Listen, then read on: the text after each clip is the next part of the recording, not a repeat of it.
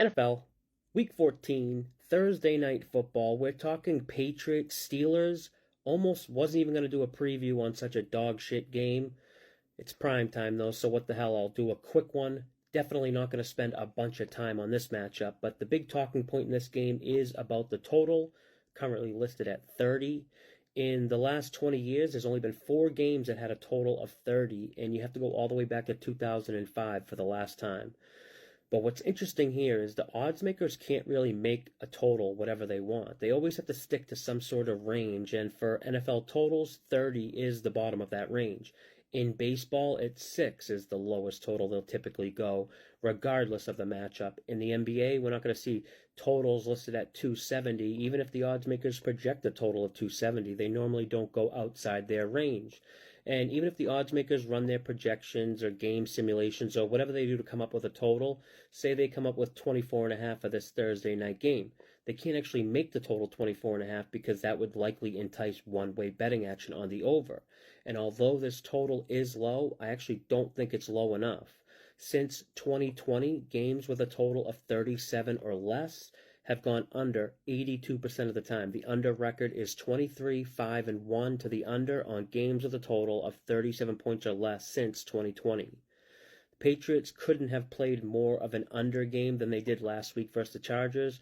Patriots offense never got to the red zone, and the Patriots defense didn't allow the Chargers to get to the red zone. It's the Patriots' third straight game where they've allowed 10 points or less and lost.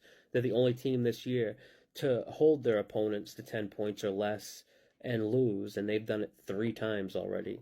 Now, on a short week, this Patriots defense has to be a unit that's beaten down, and now they get to go on the road and play a Steelers team that's coming off of a loss. Steelers head coach Mike Tomlin, when playing after a loss, has a 61% against the spread rate.